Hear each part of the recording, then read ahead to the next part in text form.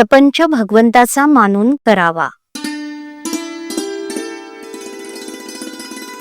अमुक एक हवं किंवा अमुक एक नको असं न वाटणं याचं नाव वैराग्य.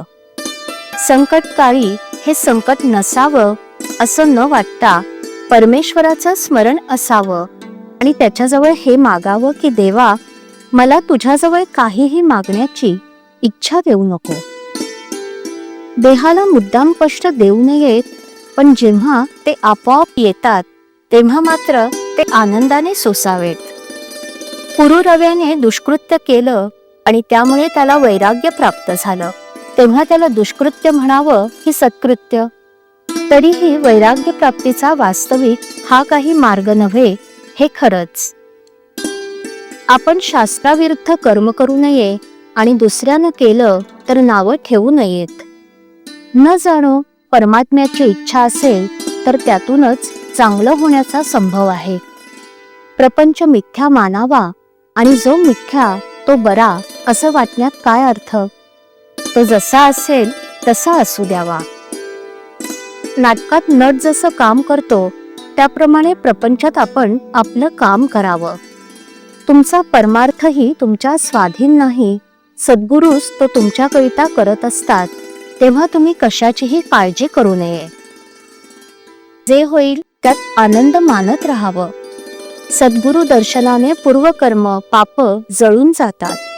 तुमची पुढची काळजी सद्गुरु घेतात, तेव्हा पाठीमागची आठवण काढत बसू नये आणि काळजी करू नये. समाधानात आणि आनंदात असावं. प्रपंच देवाचा मानून अभिमानरहितपणे तो करणं हा परमार्थ.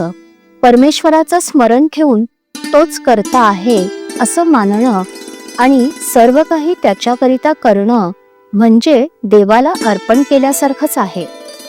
फक्त कर्माच्या शेवटीच कृष्णार्पण म्हणणं म्हणजे इतर वेळी त्याला विसरला असं नाही का होत? देवापाशी मला तू आपला म्हण, हे मन तुझ्या चरणी अर्पण केलं, मला तुझ्याजवळ काहीही मागण्याची इच्छा न हो असं मागावं. नाहीतर जो राज्य द्यायला समर्थ आहे त्याच्याजवळ केरसुनी मागितल्याप्रमाणे होईल.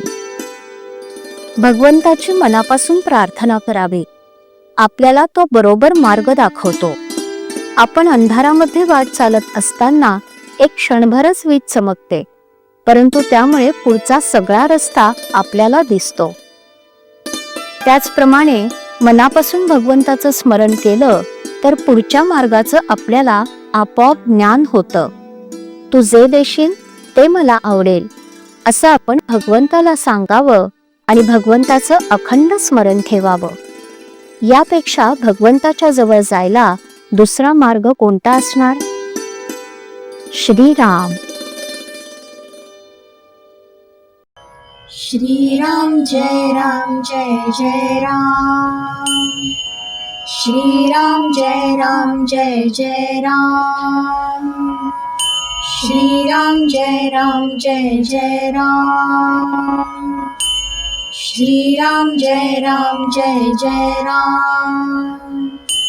श्रीराम जय राम जय जय राम. श्रीराम जय राम जय जय राम. श्रीराम जय राम जय जय राम.